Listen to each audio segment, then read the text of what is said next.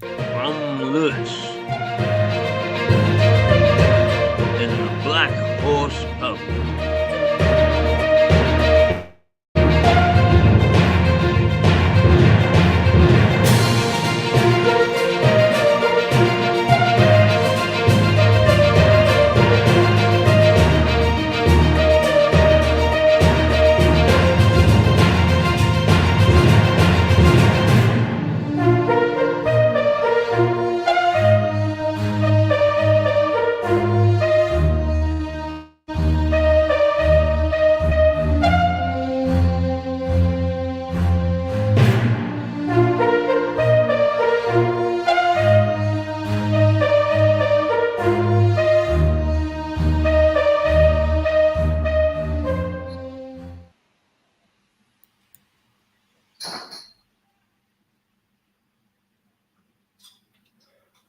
Well, here is one. Should be. There's one. There's two. And the third we're waiting on. I'm not sure he's going to make it. Okay.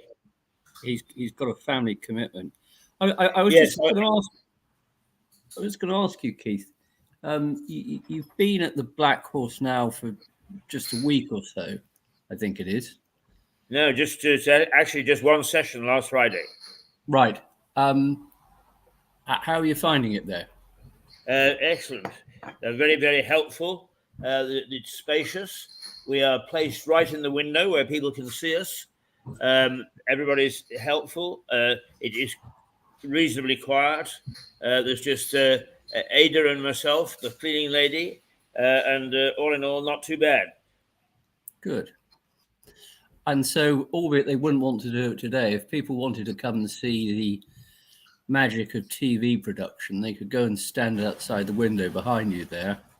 They could. And watch you producing your... they could watch me talking to you, yeah. Well, if they really wanted to do that, but they could certainly see you doing what you're doing. And Keith, how on earth did you get to the Black Horse today in this weather? It's awful. Well, I came on the bus. I have to say that I abandoned the... there's the bus going past now. I abandoned the motor scooter today, partly because it got a headache yesterday. I'm being asked if... Ed is asking me if I want another coffee. God bless her. She looks after me almost as well as they do the White Hart. It got a headache yesterday and started to play up a little bit. But also, I always, at about 5 o'clock in the morning, I always look at the weather forecast for Lewis to see what's going to happen. And this morning, there are strong winds forecast to buffet around. And the one thing that I don't want to do is to sit here for 3 hours thoroughly soaked. Yes. So it was the bus this morning. I copped out. No, very wise, very wise. I did think of you and thought, good grief, he will get soaked if he goes out in that. I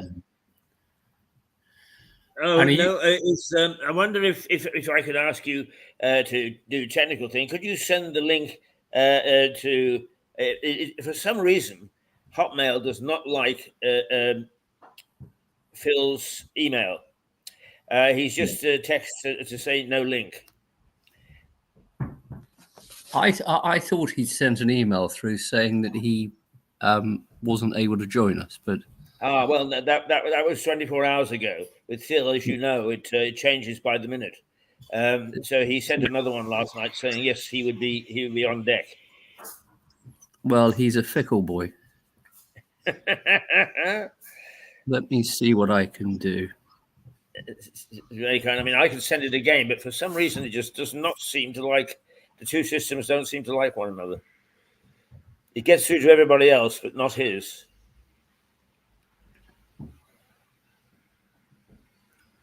And I can tell everybody while we're doing that it is absolutely pouring, miserable outside. Do not go out unless you have to. Not for the moment, anyway. And the forecast is that it's going to be up like this up until lunchtime before it starts to improve. Oh, thanks, Ada. That's wonderful. Thank you. I've just had a cup of coffee delivered to the studio, and absolutely wonderful. You are spoilt there, clearly. I am what? Sorry? Spoilt there. Yes. It's lovely being spoiled. Now that I'm over 35, I sort of feel that I should be. Yes. Well, sort of almost 3 times over then, really. There's it, you see. I've got a fan here. She said she thought I was only 25. There's life in the old boy yet. Yeah. What does her Labrador make of you? Because clearly she's got an eyesight problem. Oh, now don't spoil it. That's given me a glow this morning. Monday morning, the glow. Whoa.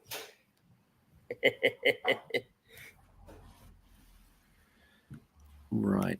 Sorry, I'm just fiddling around. No, it's okay. I'm delighted that you're doing that on my behalf. Thank you, because I don't really know what to do other than perhaps change my email for this particular thing. I've got enough problem, for God's sake. I'll try another one on Friday or even on Wednesday, because Phil, God bless him, has been doing a recruiting job for us. Has he? He has. And he has found a friend and a colleague who is into artificial intelligence. Right. Yes. Actually, I was a good boy. I went to church yesterday because, as you know, on Remembrance Sunday, I read out the names of the dead, and that lovely piece, "They shall not grow old." Actually, it's they shall grow not old. It's the exact quote. And a lady said she was talking about AI, and she said she had great difficulty in not saying artificial insemination. Now, somebody said that on the radio, and I'm trying to think who it was, instead of artificial intelligence. and then just it was a female presenter, and she was clearly mortified. Yeah, well, people get upset about this when they're quite young, you know. Yes. Personally, it doesn't bother me if I mispronounce something or if I get something wrong like that. I have to say that my late wife, if I made a bloomer like that, she would laugh her head off. So I had to get used to it. Yes. No, those people who tuned in, they can see for themselves outside. That's outside the Black Horse, and what a rotten morning it is. But actually, in its own funny way, this is a lovely part of town, not least of which is just two shops down, or 3 shops down, is Richard's, the butcher, who are famous for their sausages. In fact, all the pubs, when they actually have sausage and mash on, put down sausages from Richard's to make sure that people understand that they've got quality sausages in their mash. And they open at the same time as we go on the air. They're open now. So anybody who wants sausages, scoot along now. There isn't a queue. No, I indulge myself there on a regular basis in terms of meat, I confess. Yes. Here we are. Is that Philip? It is. Good morning, Philip. Yes, hello. Still inexplicably nothing direct. Thanks to Richard, though. I've got the link. Maybe that's the way to do it. Maybe that's the way to do it in future. Well, for some reason my email system doesn't seem to like yours. It gets along with everybody else's, but you've got an email system that's a bit of a tart. Yes, well, that's fairly consistent with my character, I'm afraid. Look, the other option, is to forget Blue Moon. Just use anyone but Manu@gmail. All right, but we'll try that. Anyway, we are all here. We are all met, and I'm going to leave you gentlemen at about 8:30 to talk to each other, if you don't mind. Just for 2 or 3 minutes, I got a call from my doctor, and it's the only time. As you know, I had a wee bit of a problem last week, so it's quite important that I take that call. So you'll think of me. But I actually billed you this morning as saying, "What are you going to talk about?" It's a mystery. Because you keep it very much close to your chest, just to try and catch me out. So off you go. Well, this time it's Richard's idea, so over to him. Keith, it's odd that you should mention that you went to church at the weekend, because I think you missed, in some senses, your vocation as a priest. And I think Philip and I want to make confession to you today about a naughty secret that we have, a naughty indulgence. And that is British comedy films. They're not to everyone's taste, but I have to say it's something that I thoroughly enjoy, and I think Phil enjoys some of them as well. Very much so, but your particular expertise is the Carry-On films. Your knowledge, going back to the old black and whites, is quite extraordinary.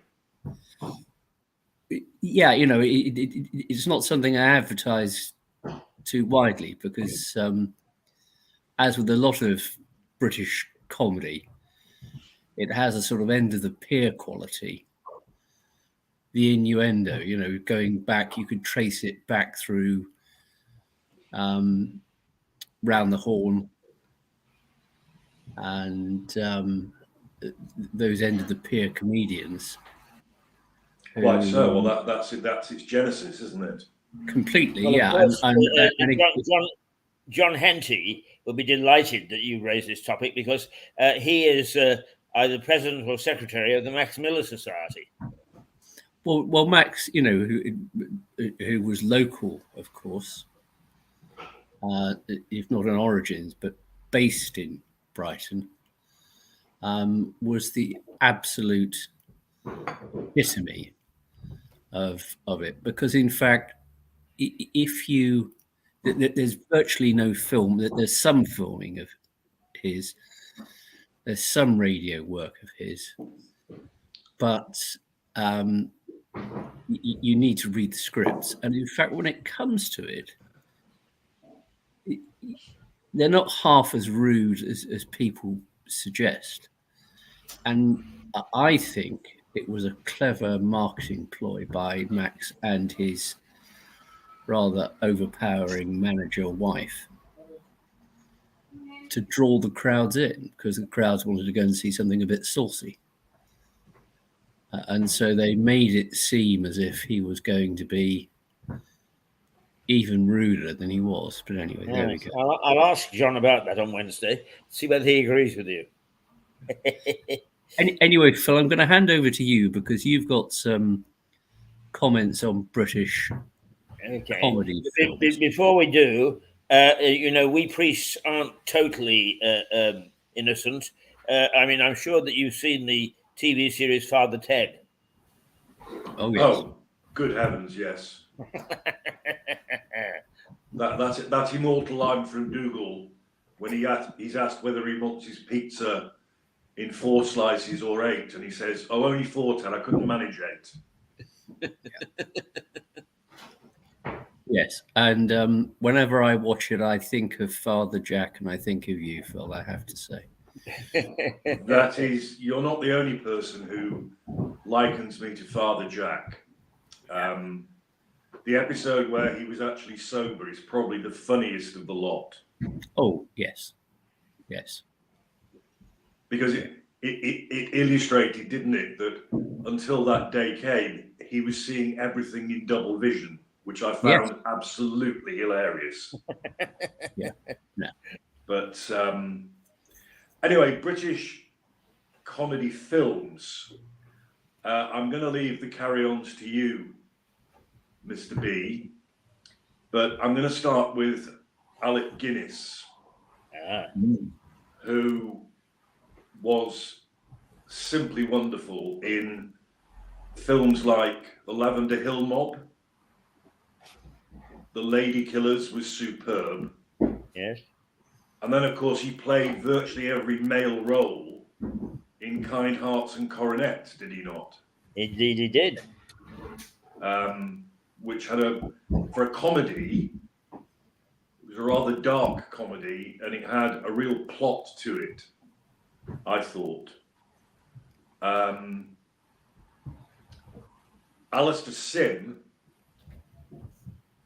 the most lugubrious, other than Walter Matthau, who's not British, but Alistair Sim, arguably the most lugubrious comic ever, who did many, many serious films. And Inspector Calls is fabulous, but it's not comic at all. But he, together with the likes of Joyce Grenfell, Margaret Rutherford, and Arthur Daly himself, George Cole, they were particularly active in the St. Trinian's series. Yeah.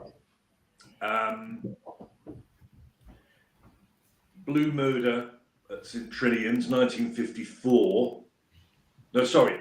The Bells of St. Trinian's, 1954. Blue Murder at St. Trinian's, 1957, the year I was born. And then a link that Richard might appreciate. There was a film in which Sim didn't appear, made in 1960, called The Pure Hell of St. Trinian's, in which Sid James made an appearance. Yes. And we all know the link with Sid James and the Carry-Ons, to say the least. And of course, the St. Trinians were based on the Ronald Searle cartoons. He drew the cartoons about this completely anarchic private girls' school. And that's what they were based on. And one immortal line I have never forgotten was one of the forms, the classes of the girls arriving back after vacation. And Joyce Grenfell, with that wonderful voice of hers, shouts out, "Good egg, our Crocs arrived." And that's a line I've always found really funny for some reason. Philip, you've mentioned two giants of comedy, British comedy films there, but in fact, both of them, as you've said, in fact, also had careers, if arguably more successful careers, as serious actors. Oh, very much so. My goodness. Alec Guinness and Alistair Sim, absolutely. And I do wonder whether that's something peculiar to the British comedy film, because they play the parts, in particular Guinness, of course, in a rather more subtle way. That they don't ham it up. They're not mugging to the camera or anything of that kind. Far from it.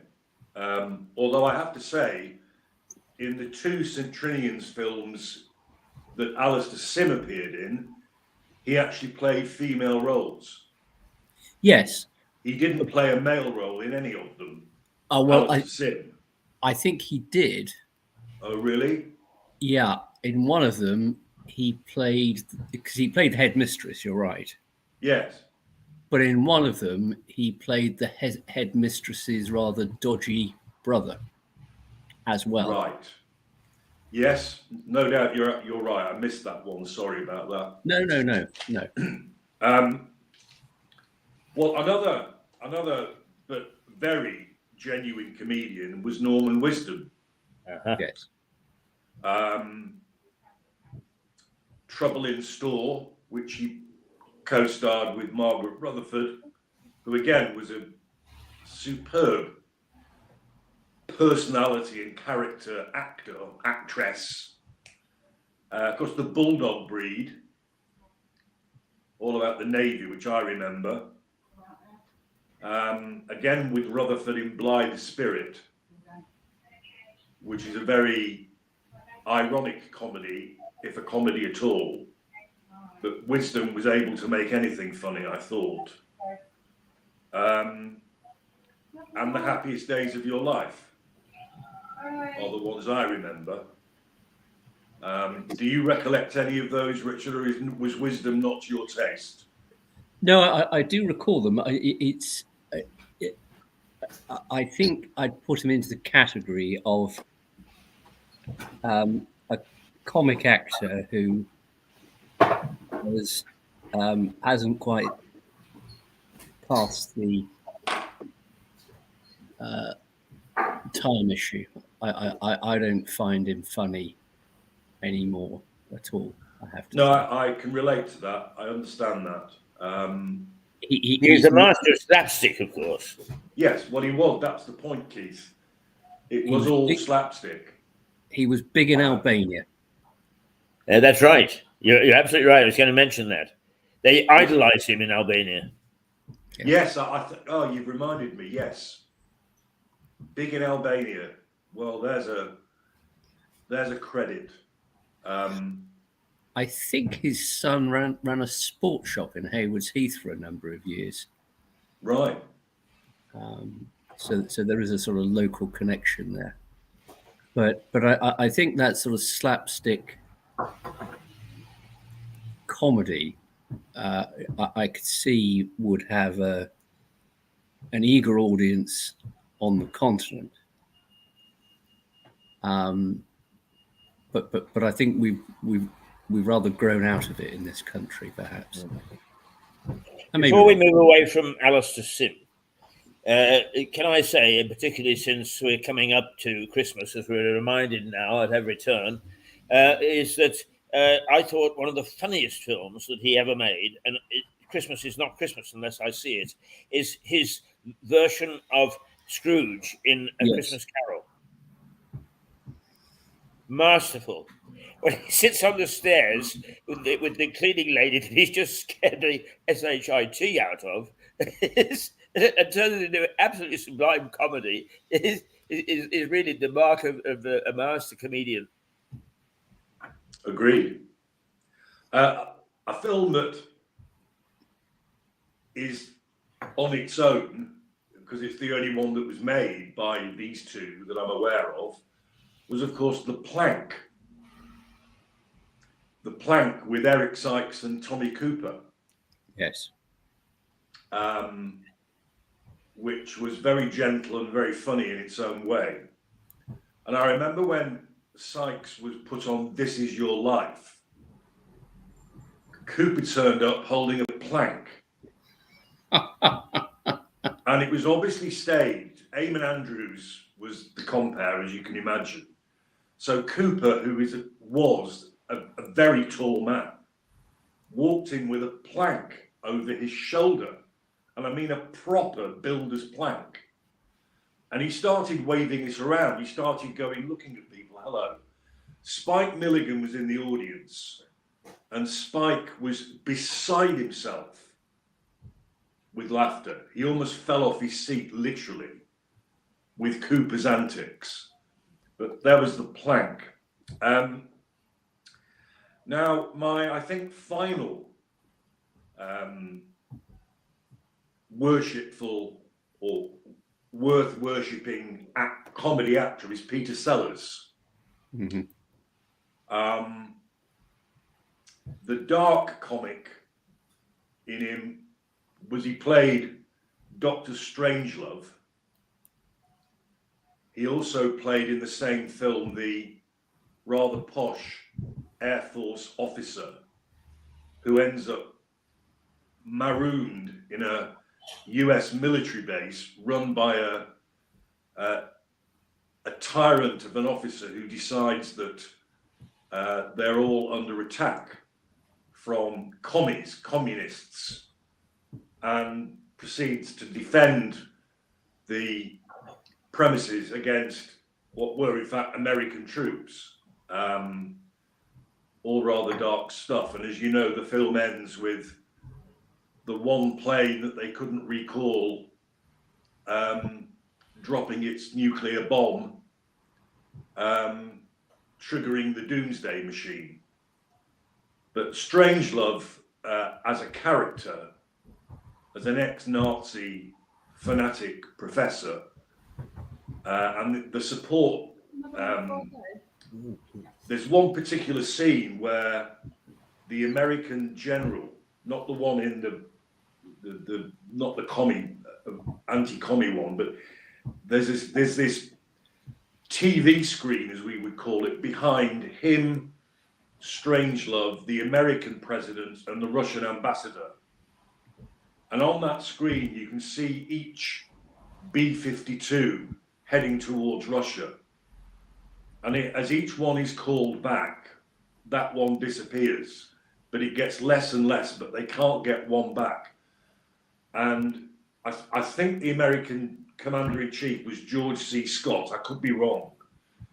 But the focus on his mental deterioration as the American president is talking to the Russian president, who is absolutely drunk on vodka and starts to take things very personally. And so they start having this quite intimate brotherly conversation. And all George C. Scott is thinking of is recall these aircraft, this is the end of the world. And then, of course, the Pink Panthers. Just sublime in my view. I mean, the monkey sketch, the when he's a gendarme with a huge truncheon outside a bank, and there's an actor playing a supposedly blind man with a monkey, who in fact is a lookout. And as you both, I'm sure, remember, Sellers picks on the man and the monkey. Have you a licence for your minky? And the bloke goes, a licence for my minky? Yes.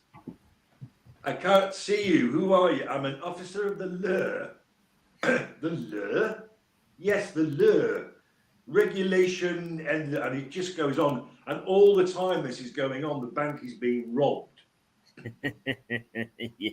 And the getaway car Sellers is leaning on the getaway car. And then suddenly out come the robbers. One of them drops a bag of money and Sellers helps him into the car with it. And then when the bank manager runs out with the gun, Sellers whacks him over the head. I mean, it's just... And so, of course, his boss, Sellers' boss, who is driven completely insane by Sellers in every film, and whose name I forget, at the end, Sellers, the man is obviously giving Sellers a complete dressing down. And Sellers goes, how can a blind man be a lookout? And his boss says, how can a complete idiot be a police officer? And then in one of the films, again, I'm obviously very childish, but I just love this. In one of the films, he's trying to be very, very suave and sophisticated and because he's now Inspector Clouseau. And there's this old-fashioned globe next to him. One of these huge furniture-sized globes. And he spins it and then puts his hand on it because he goes arse over tip. because the momentum of the globe is thrown into the floor. I mean, it's just brilliant stuff. And then we have the full Monty. Again, just coming back to Sellers, he fits into that category, doesn't he, of being a great actor who happens to do comedy well. Yes. You know, he's just done a great job, by the way. Yeah, I recall hearing a story that when he was doing the film with Goodness Gracious Me in it. Yes. He plays the Indian doctor, does he not? Yeah, his mother went to have lunch with him, and she came away saying, "I haven't had lunch with my son. I've had my lunch with an Indian doctor," because he just wouldn't come out of character at lunchtime. So he was utterly dedicated. You know, it wasn't just a sort of superficial thing for him. It was really quite deep. Yes, he also had a habit of becoming utterly besotted. Oh yeah, with his female co-stars. Yes. Yeah. He was absolutely obsessed with Sophia Loren, and then of course he repeated it with Britt Ekland. Yeah. And he was the one who coined not the phrase but the word Norwich, which was an abbreviation for, I think we both know what it's an abbreviation for. Yes. One of the first people I ever represented at the Uxbridge Magistrates Court was his heart surgeon. I didn't know that at the time until he told me the story of how during, I think the film may have been Being There, but I may have got that wrong, doesn't matter, but a serious film, and he had a heart attack, and he had a pacemaker fitted by this chap who was there on a driving offence, very minor.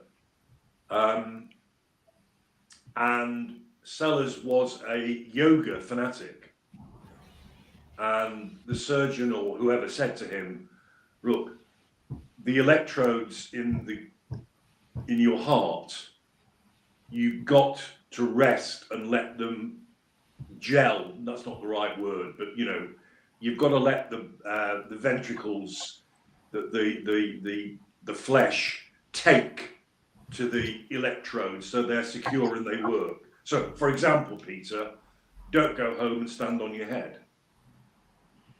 Well, that's exactly what he did. And the pacemaker never worked. And I don't know whether it's different these days, but you can't redo a pacemaker. And that undoubtedly contributed to the shortening of his life. Yes. Yeah, I mentioned the Full Monty in passing because that was very British and based very much on the British experience of the unemployment, particularly in the north, and how everybody was on the dole, and how they couldn't learn to dance, most of them, and the bloke sort of training them was at his wit's end. And then one of them had the idea of, he said, "Look, just imagine you're the Arsenal back four playing the offside trap." Because in those days it was 1-0 to the Arsenal and they always played the offside trap beautifully. And so they all did that and they danced perfectly. And then there was another scene in the dole queue. They're all in the dole queue. And there's this awful pipe music being played, supposedly to pacify these deeply unhappy men. And one of the tunes is one of the ones they all dance to. And so all these random people in the dole queue, amidst people just standing statically, they started dancing in rhythm. You know. Now, Cockney Rebel. Cockney Rebel, correct. Come up and see me. Yeah. Absolutely. Cockney Rebel. How right.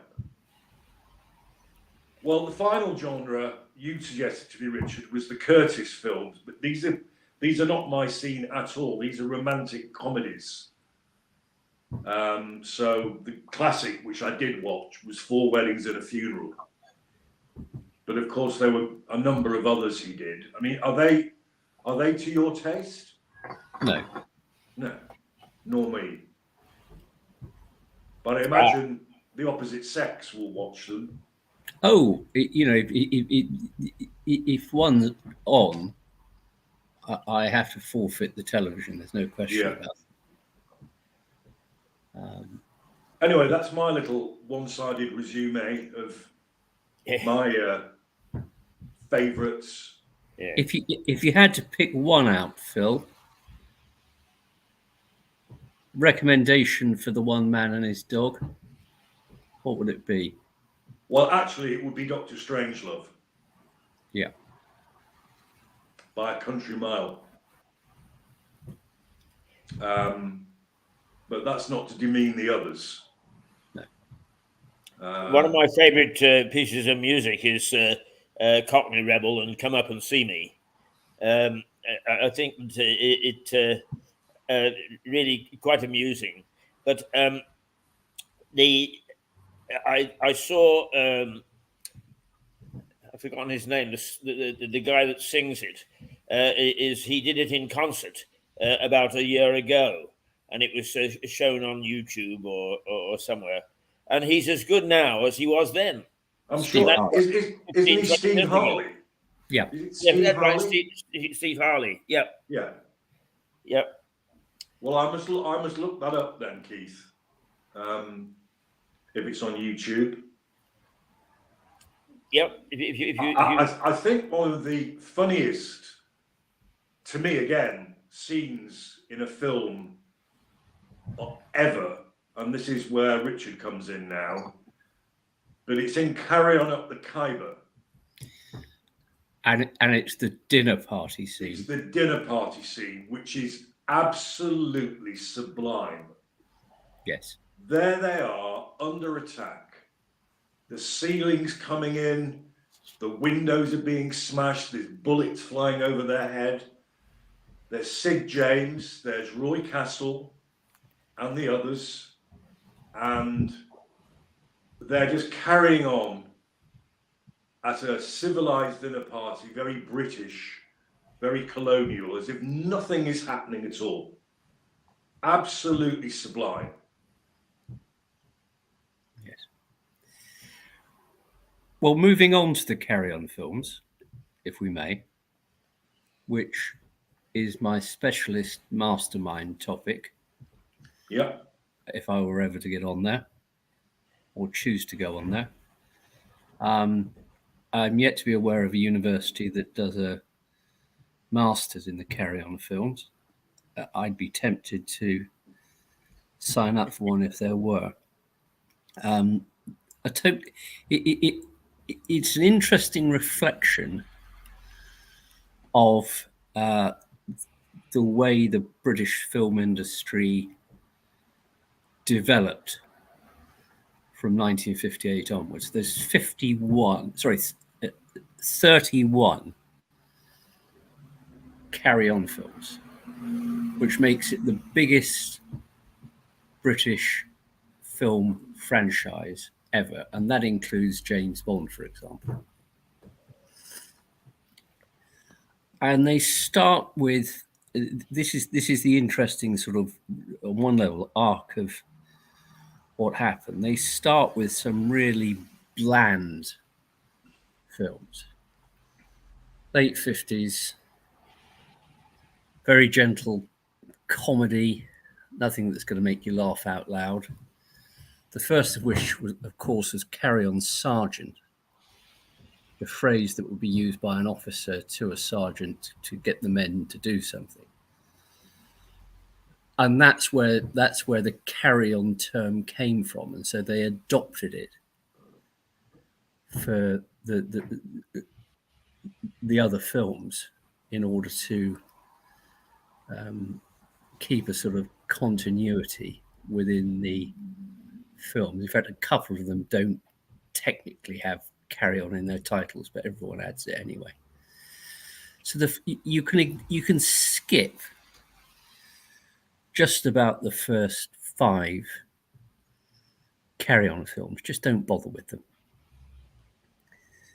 The first one that's worth watching is probably Carry On Cruising, which is about, as its name suggests, a cruise ship.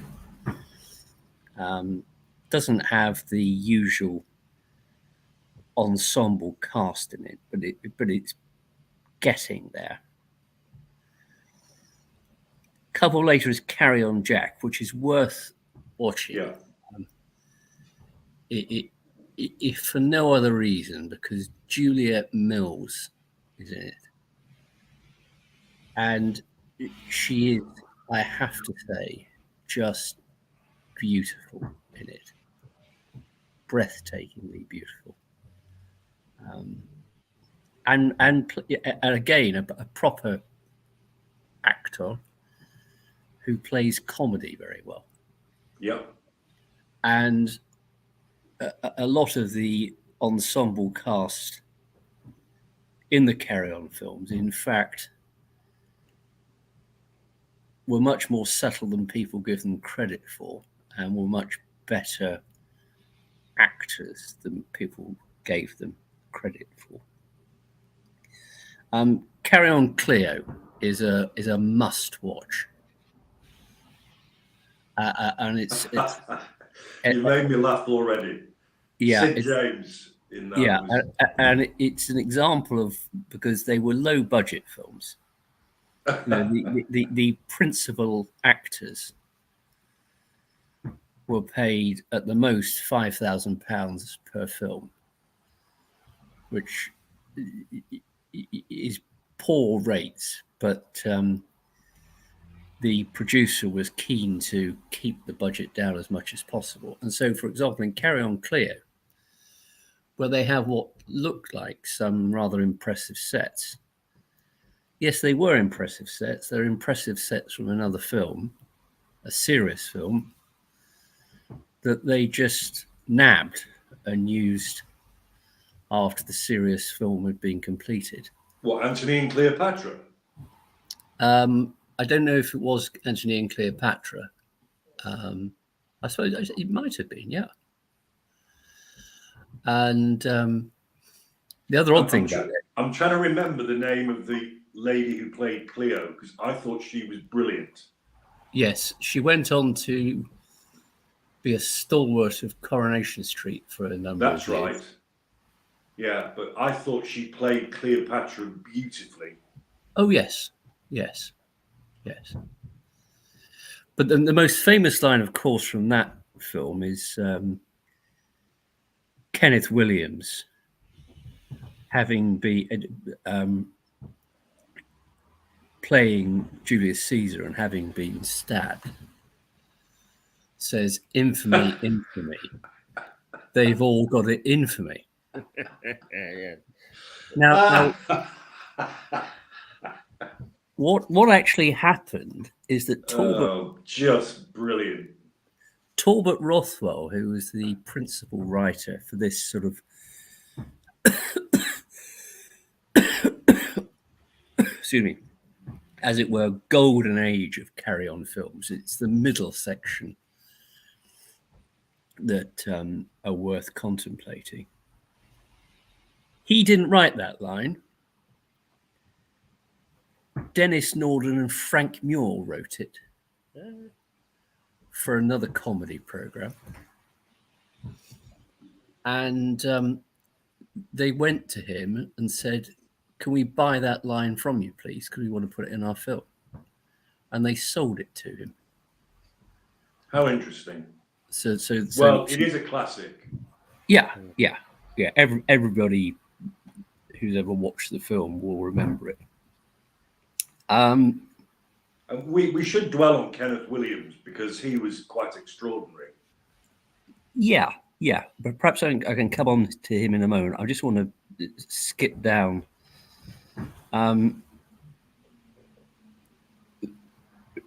One which is a salutary lesson is a film that's quite good, which is Carry On, Follow That Camel, which is set in a French Foreign Legion base. But because, and this is just the way it is with the budgets of those films, they had to have these troops marching all over the desert. It wasn't the desert; it was Canberra Sands that they marched over. But oddly enough, in that film, Sid James wasn't available.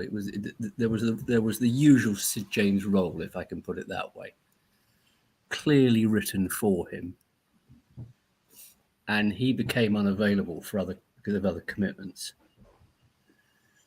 And instead, they recruited in Phil Silvers. Oh, yes. The American comedian who played Sergeant Bilko. Sergeant Bilko. And if you watch that film, it makes you realize that for all his Sid James actually played quite subtly, because Phil Silvers is just there mugging and looking at the camera and playing it in dare I say it, in an American way, and it simply doesn't work. No, because the whole thing about that innuendo, which is the basis of many of the Carry On films, and I understand people might be slightly troubled by them because nowadays there are aspects of them that might be thought to be sexist, might be thought to be racist, and I accept that entirely and deplore that.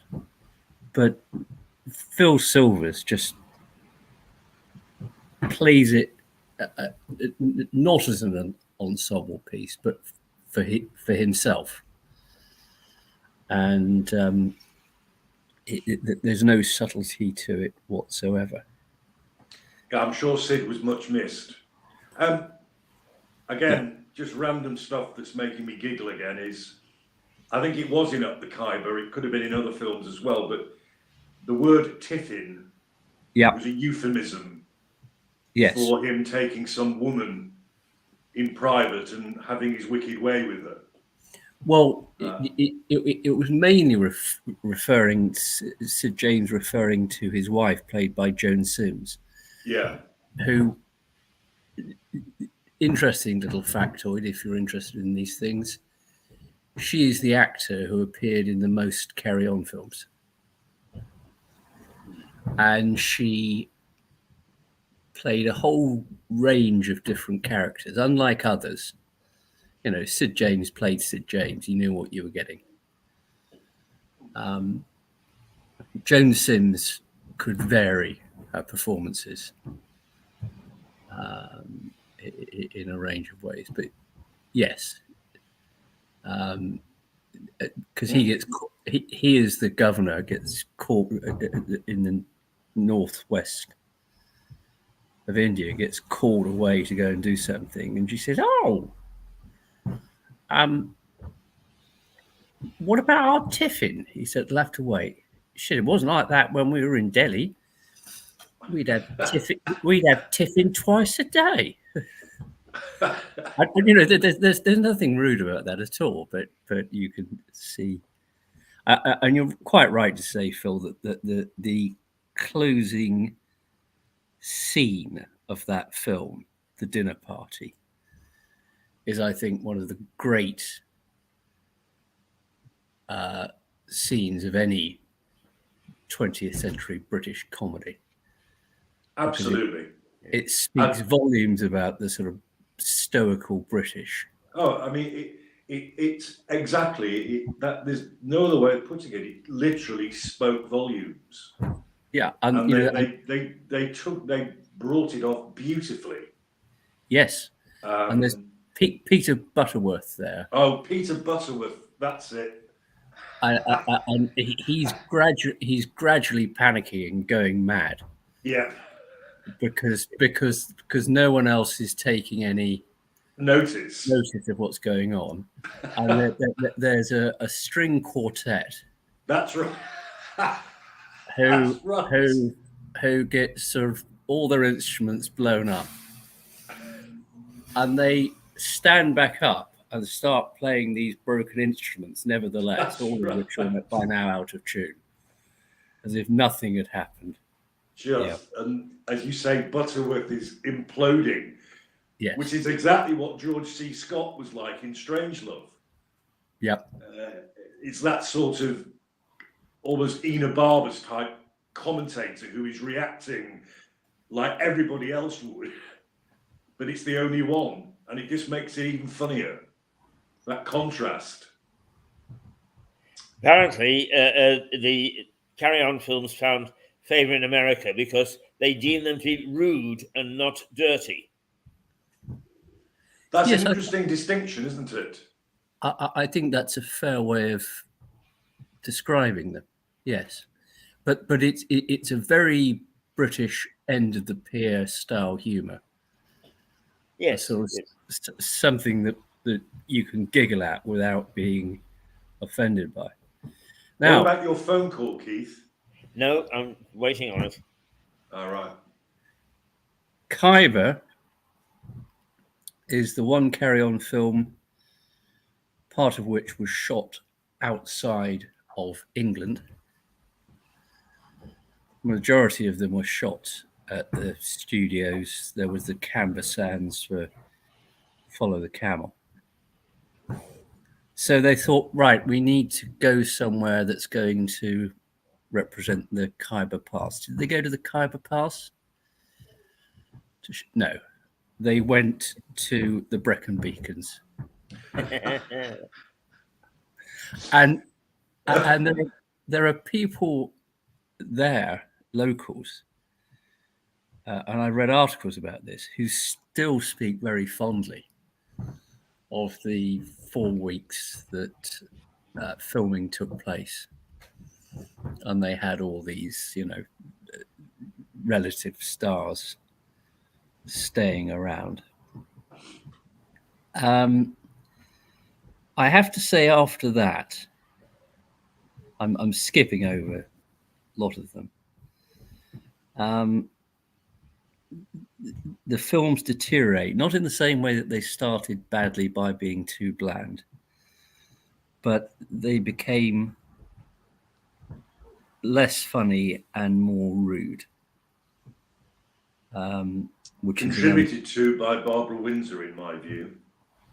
Well, no, she was all right. Carry On Henry was quite a good one, which is a sort of fictional tale about Henry VIII. And the credits at the start say all historians, or most historians, say that Henry VIII had 6 wives. But the historian William Cobbler is convinced that there were 2 extra wives that have never been written about. This may be true, or it may be all cobblers.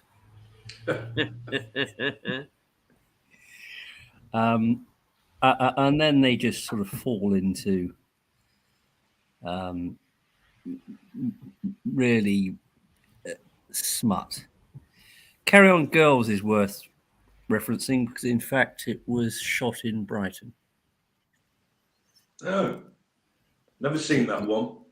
It's Sid James has the idea that in order to encourage people to his coastal town, that he'll have a sort of beauty contest. Oh, maybe I have seen it. And rings a bell. They used a hotel on the seafront of Brighton for filming the outdoor scenes. I wonder whether that was Dora Bryan's hotel. Because she owned a hotel on the front, didn't she? Yeah, I don't know. I confess I don't know. But you know the main cast are very interesting. Obviously, there's Sid James, who not everybody knows, but started his life in South Africa, which is where he came from, as a hairdresser. And he was going to pursue, not I don't mean a barber, I mean a hairdresser. Yeah.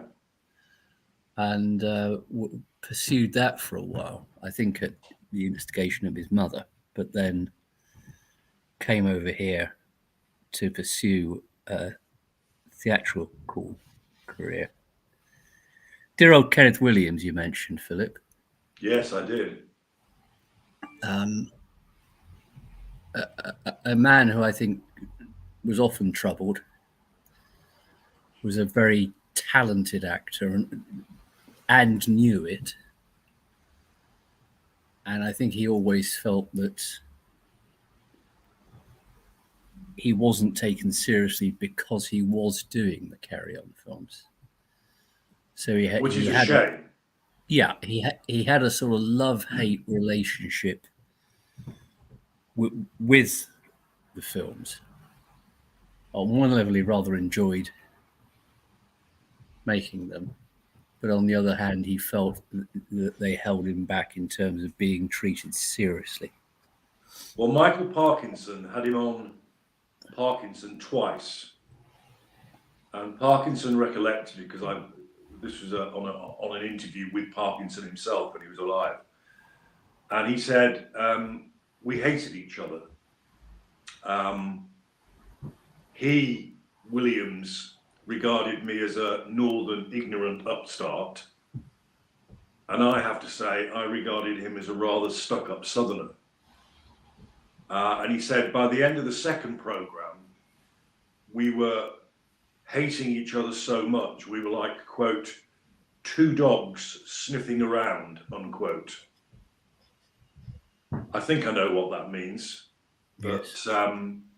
They did not get on. I don't really know why it happened twice, but there we are.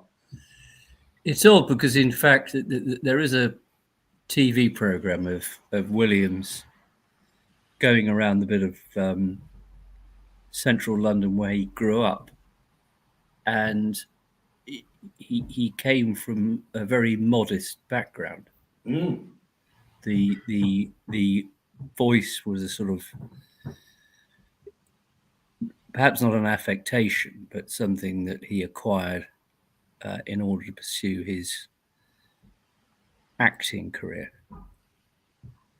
Then there was dear old Charles Hawtrey, again another troubled soul who was a complete drunkard and retired to deal, and spent his time chasing young sailors, and was notorious down there for that. Jonas Sims, who, as I've said, the most films, and in fact, of them all, possibly the most level-headed. And then the other. Now, Peter Butterworth's an interesting one because he wouldn't have become an actor. Certainly wouldn't have been in the Carry On films had it not been for the fact that he was a prisoner of war in the Second World War. Because it was there that he was befriended by what was to become the producer of the Carry On films. Well.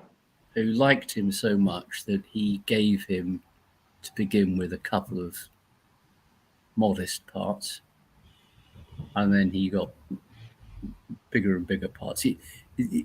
There's one thing that's worth watching: Carry On Camping, which, as its name suggests, is about a campsite. Yes, I have seen that. Yeah, that one. And he plays Mr. Fiddler, the campsite owner. That's right, Mr. Fiddler.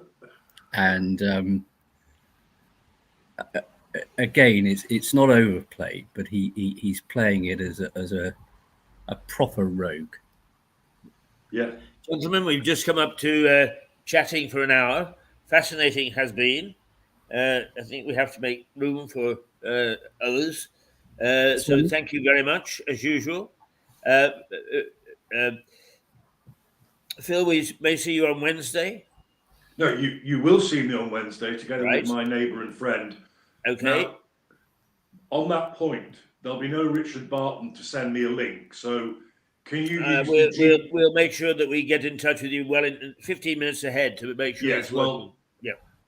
Use the Gmail address. I'll text it to you again, but don't bother with Meredith 828 anymore. There's obviously a problem there. Okie doke. Bye bye, all right, gentlemen. Thank you very much, and we'll see you later in the week. Okay. Bye, Richard. See you, Keith. And indeed, let's just now take a pause for 10 minutes, and we'll be back.